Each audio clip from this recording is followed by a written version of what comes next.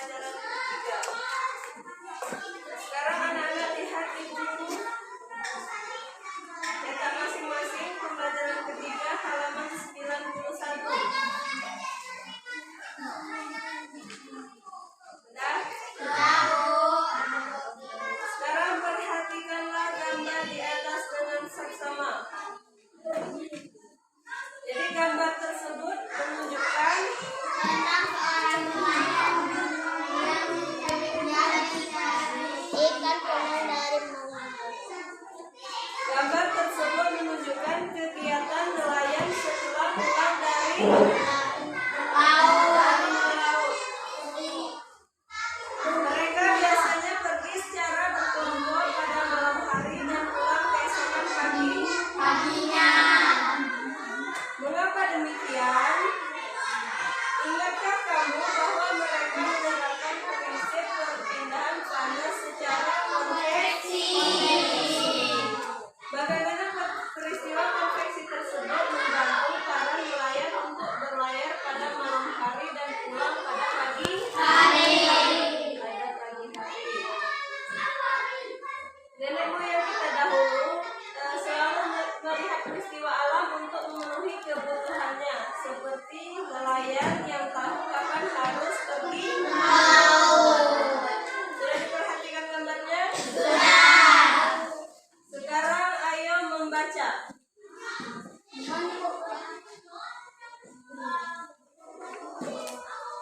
Kamu tentu tahu bahwa manusia memiliki kemampuan untuk berinteraksi dengan lingkungan untuk memenuhi kebutuhan hidupnya. Kebutuhan hidup manusia berupa kebutuhan pokok, kebutuhan sekunder, dan kebutuhan tersier. Setiap kali manusia melakukan kegiatan untuk memenuhi kebutuhan hidupnya, selalu memberikan pengaruh kepada lingkungan, baik lingkungan alam maupun lingkungan ekonomi. Sekarang bacalah artikel berikut untuk memahami salah satu sisi kehidupan nelayan dalam membangun kesejahteraan hidupnya. Silakan baca dengan suara yang pelan dan jelas. Boleh semua boleh baca.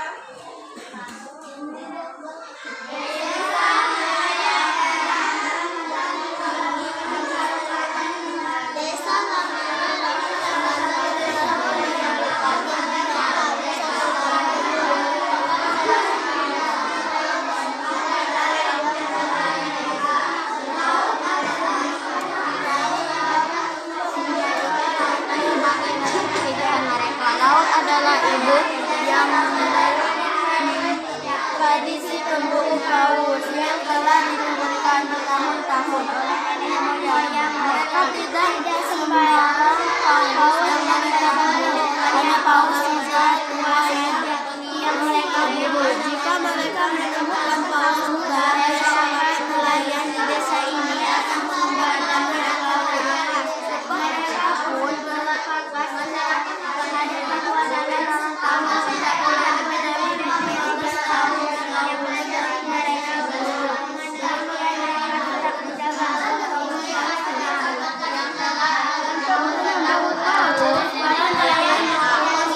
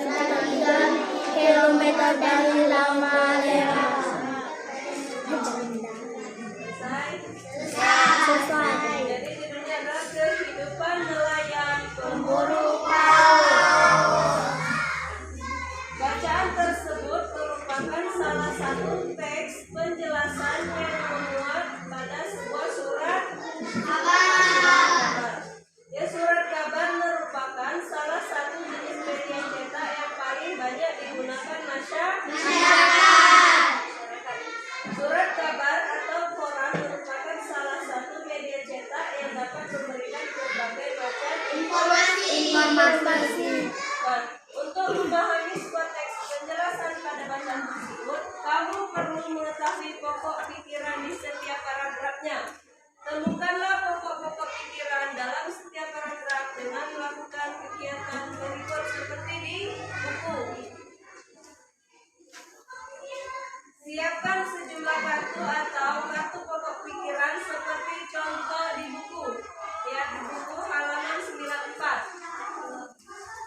Sesuai dengan jumlah paragraf pada bacaan tadi. Nah, sekarang silakan ditulis di kartu atau di buku. Seperti contoh di buku halaman 94. Bacalah kembali bacaan tersebut dan temukan pokok pikiran di setiap paragrafnya. Tuliskanlah pokok pikiran tersebut pada kartu yang telah kamu siapkan.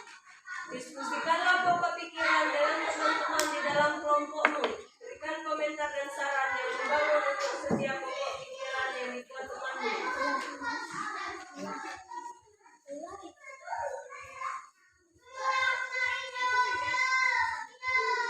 Dan sekarang bacakan pokok pikiran yang ada di kartu tersebut. Kelompok 1.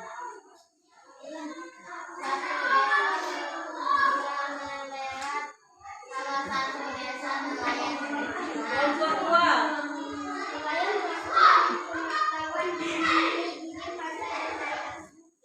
Kelompok 3. Sekarang yang keempat, kartu kontak keempat. Siapa yang bisa jawab? Kelompok 3.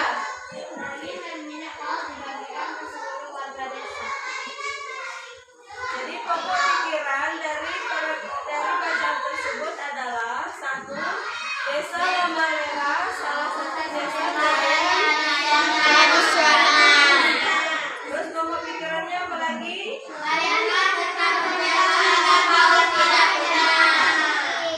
Yang ketiga,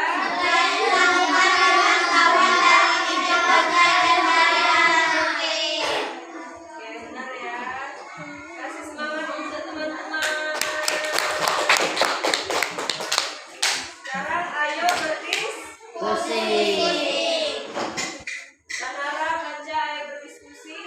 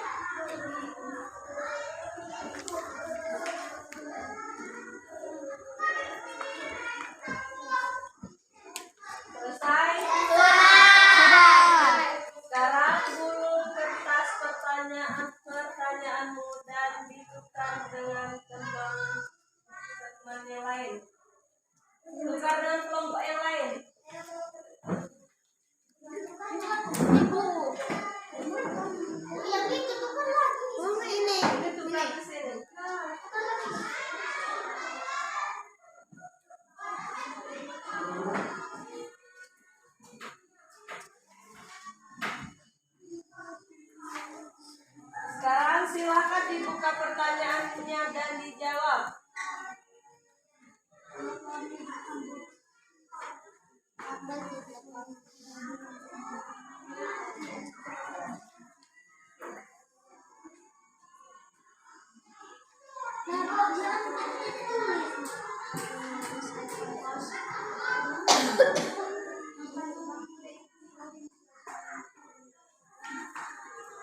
Selesai? Sekarang kelompok 1, silakan baca pertanyaan beserta jawabannya. Berapa jumlah kaos yang boleh diburu oleh masyarakat desa Lamalera selama setahun? Jawaban, tidak boleh lebih dari 15 ekor paus. Benar? Kita kasih aplaus untuk kelompok 1. Terus pertanyaan selanjutnya kelompok 1. Di mana tempat warga Lamalera melakukan pemantauan ikan paus? Di bibir pantai. Betul? Betul. Oke, sekarang kelompok 2. Di mana letak desa Lamalera? Desa Lamalera terletak di Kecamatan Wulan Doli, Kabupaten Tempatan, Nusa Tenggara Timur. Betul? Betul. Kasih aplaus untuk kelompok 2. Pertanyaan selanjutnya kelompok 2. Apa latar kehidupan masyarakat desa Lamalera Laut? Betul? Betul. Sekarang kelompok 3. Apa tradisi unik masyarakat desa Lamalera? Jawaban, berburu paus. Betul? Betul. Kita kasih aplaus untuk kelompok 3. Lanjut, kelompok 3.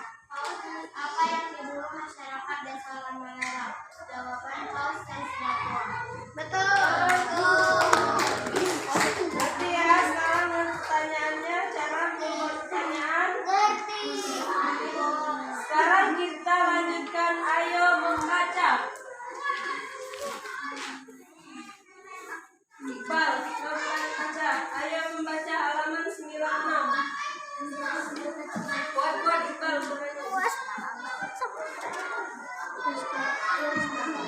lautan dan samudra yang mengelilingi wilayah Indonesia memengaruhi kehidupan sosial, budaya, dan ekonomi masyarakat nelayan setempat.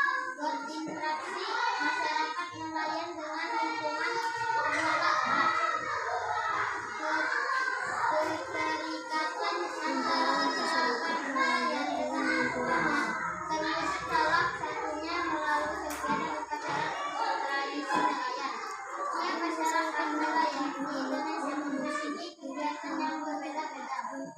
Sebagai bagian dari upacara tradisi, salah satunya adalah masyarakat nelayan di Pantai Malo, mengolah lautan di Sumatera Utara.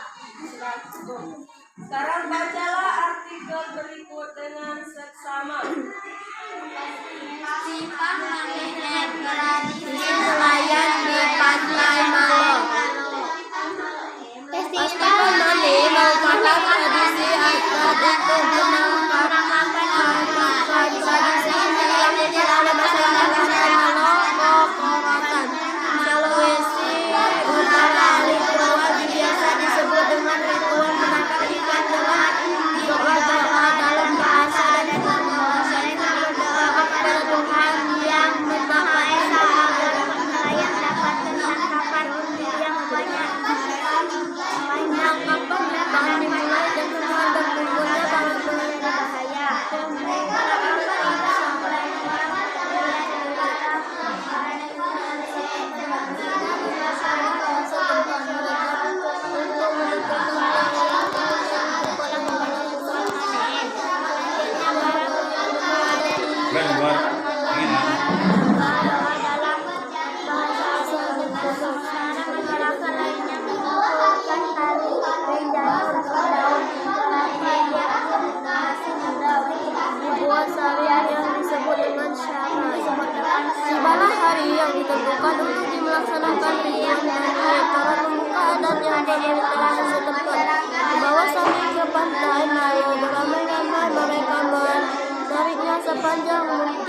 memelihara laut dengan membentuk sebuah kolam. Ketika ikan-ikan telah banyak berangkap di dalam sungai, masyarakat pun mulai menangkapnya.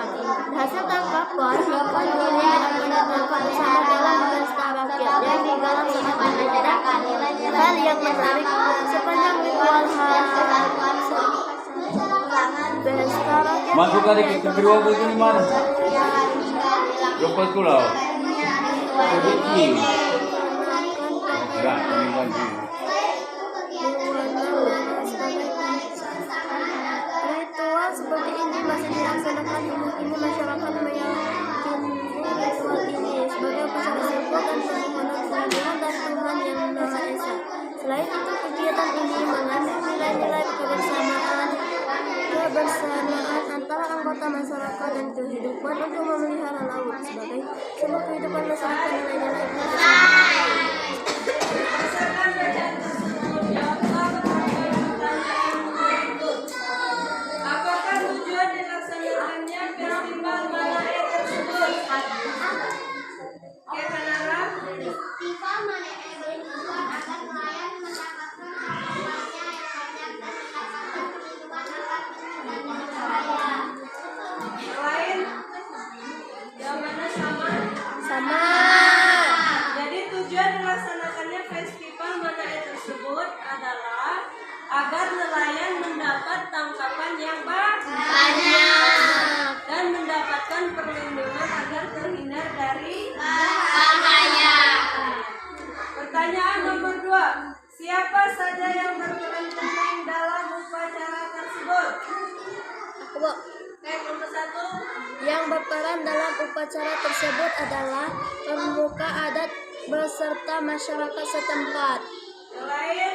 Sama. Jadi yang berperan dalam upacara tersebut adalah pemuka adat beserta masyarakat Setempat. Sekarang nomor 3. Menurutmu apa manfaat kegiatan upacara tradisi nelayan terhadap kesejahteraan nelayan dan kehidupan masyarakat nelayan setempat? Oke, nomor 3. Sangat bermanfaat dengan kegiatan tersebut dengan begitu masyarakat setempat dapat memperoleh tangkapan ikan secara lebih mudah dan pastinya mendapatkan Mana kembali gitu, dan tidak penghasilan lebih banyak. Kelompok lain? Sama. Jadi bermanfaat tidak tradisi nelayan tadi? Bermanfaat. Karena dengan kegiatan tersebut masyarakat setempat dapat memperoleh tangkapan ikan secara lebih mudah dan mendapat penghasilan lebih banyak. Nomor 4. Adakah hal menarik yang kamu dapatkan dari kegiatan upacara nelayan tersebut? Kelompok 2. Hal yang menarik adalah masyarakat dilarang menggunakan pakaian berwarna merah sebagai pasangan. Jadi hal menarik adalah masyarakat dilarang menggunakan pakaian berwarna merah karena dianggap sebagai Pantangan. Oke, yang soal kelima.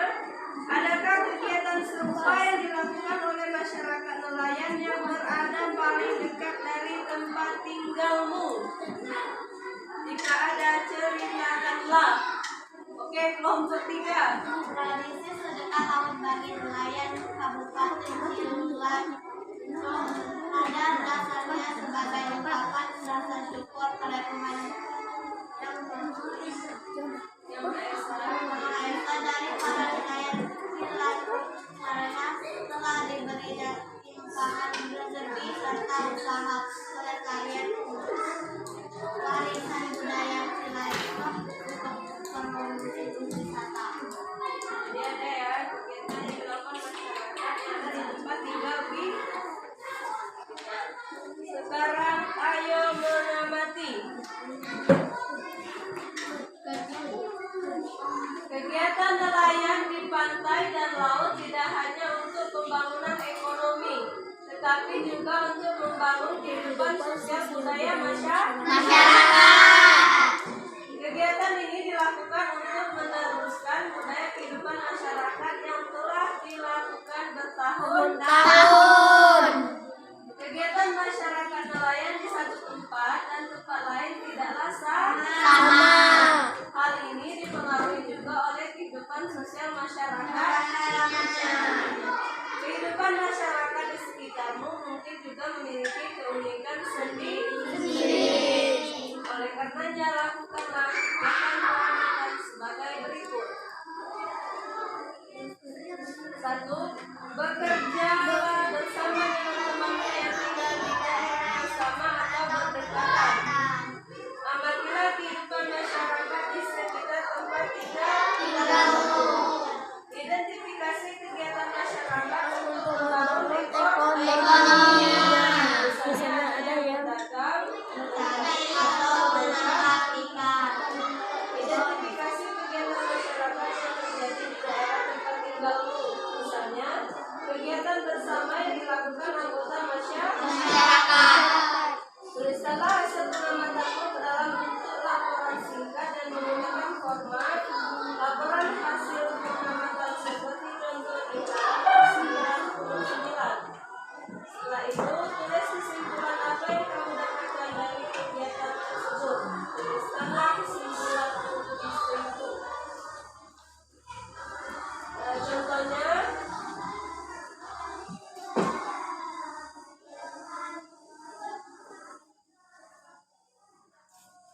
dengan menggunakan bacaan tentang nelayan lama, leraya, dan nelayan pantai Malo. Diskusikan hak-hak dan kewajiban apa saja yang dimiliki oleh para nelayan tersebut. Bagaimana dengan warga negara yang lain, misalnya para buruh? Bagaimana hak dan kewajiban mereka? Bagaimana dengan kamu sebagai siswa? Apa saja hak dan kewajiban kalian?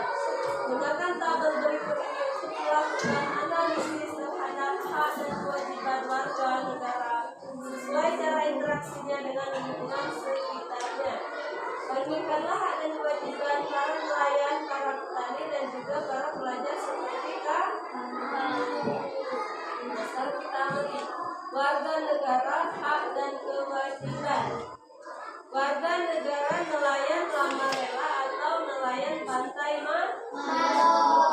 Jadi hak mereka adalah jadi kewajibannya adalah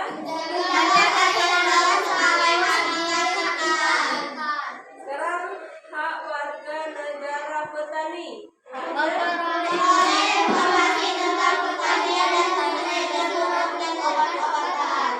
Kewajibannya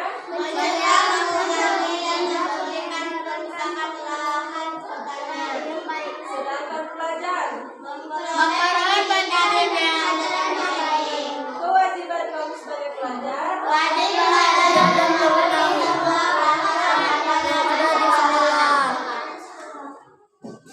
diskusikan dan presentasikanlah hasil pengamatan diskusimu di depan kelas. Dengarkan dan cermatilah ketika kelompok yang lain melakukan presentasi. Catatlah hal-hal menarik dari semua presentasi yang dilakukan teman-teman kelas, lalu tuliskanlah kesimpulanmu. Jadi RPM minggu depan adalah membuat hak dan kewajiban sebagai warga negara. Jadi kesimpulan dari bacaan tadi adalah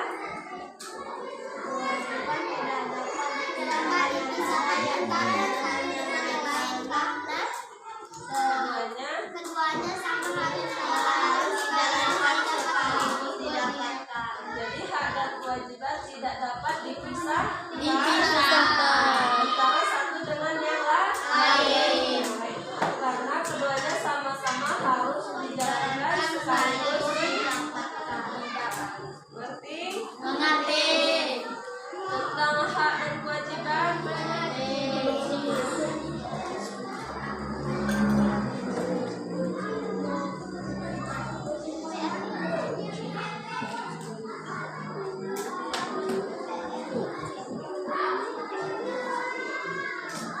Apakah kamu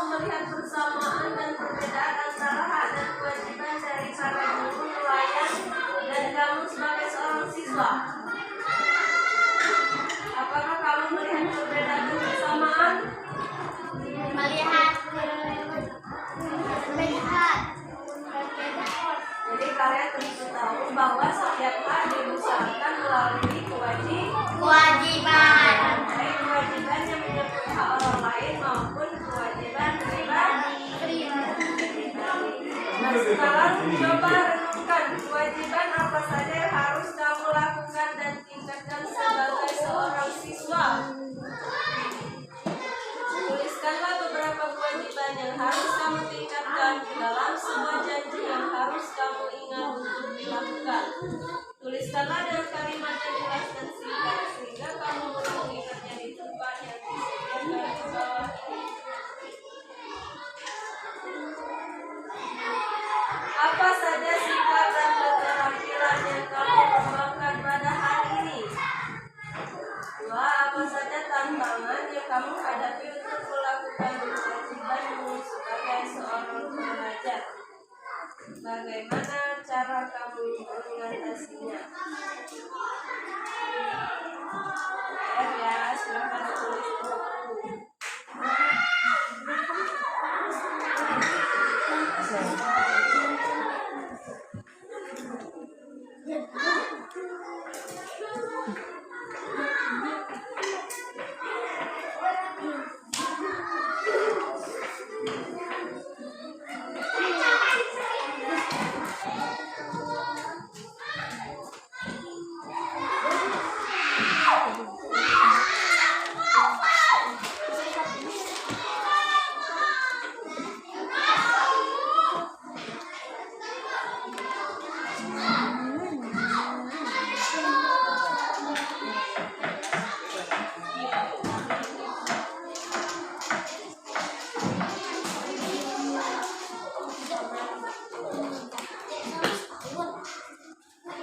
Terkait pembelajaran yang telah kita lakukan, apakah anak-anak sudah mengerti?